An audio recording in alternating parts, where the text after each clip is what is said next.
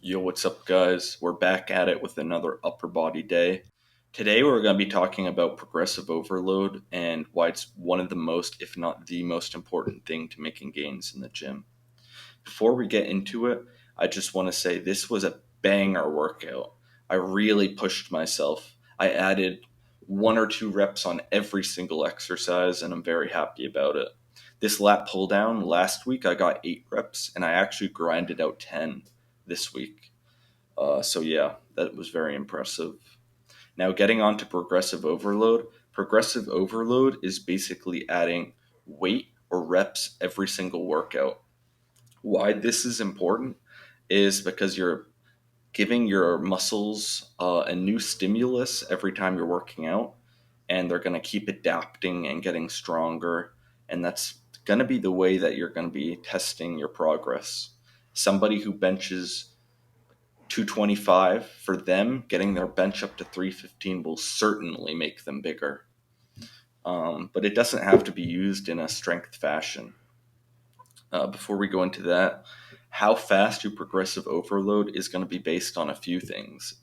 For compound movements, you generally progress faster, whereas on isolation movements, you progress slower. How the longer you've been doing an exercise, the harder it will be to progressive overload.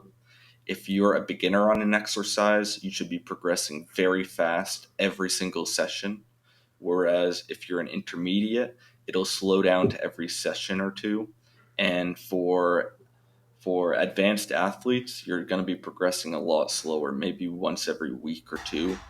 And yeah, so about progressive overloading, the best way to progressive overload is by getting your target rep range. For example, if your rep range is 6 to 12, or for a better example, let's use 8 to 12.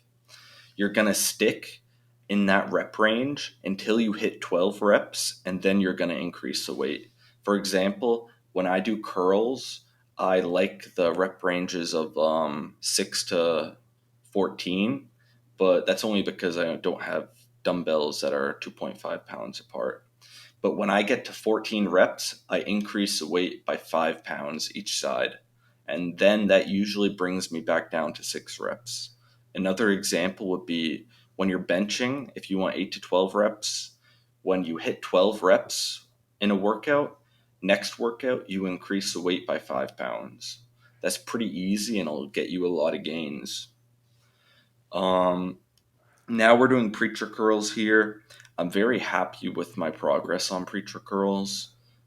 This is a great example of good progressive overload.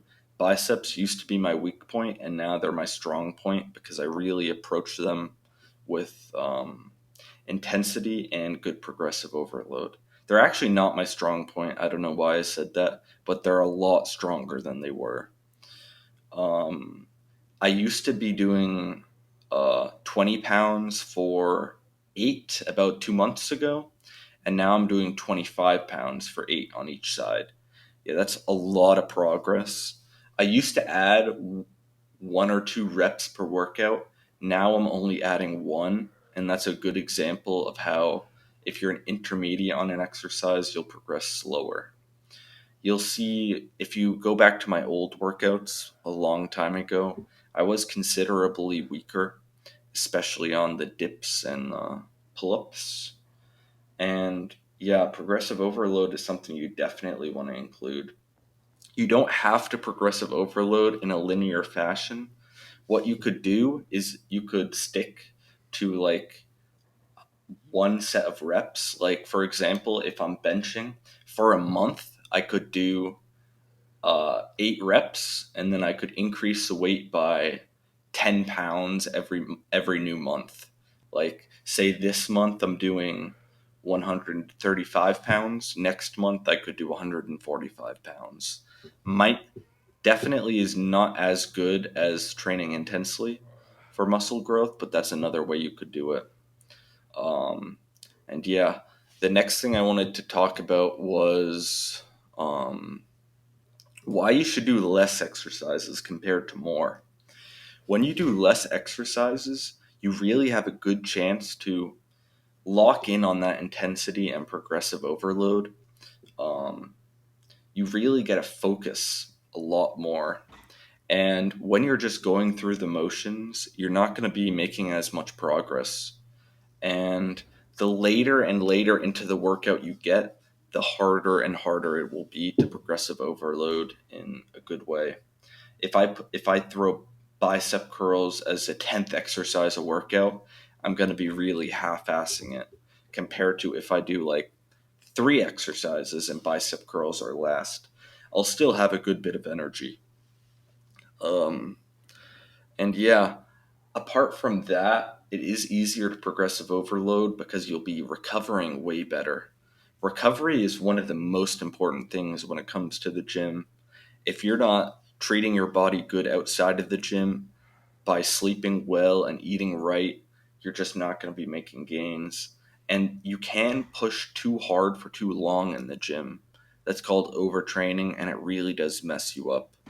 Uh, it's better to train not enough than too much, in my opinion, at least, because when you're training lower, lower, what's it called, uh, volume, then you really get it. You really have to make well out of every single exercise and every single set you're doing, uh, which is just better because it's more time efficient. And yeah, uh, now we're moving on to the tricep extensions. I've been yapping for quite a bit, but we added 1 rep to these. The only reason I wouldn't recommend these is because they don't give you a great stretch at the top. That is one of the criterias for what actually makes a good exercise. If you're not getting a good stretch, then it could be better in some way. What these make up for is they do get a good squeeze, and they are okay to progressive overload. You might need a dip belt to hold you down after a while if you're so strong, but I'm not that strong. And yeah, that's really going to wrap this video up. If you have any video ideas or comments, just leave them down below, and peace out.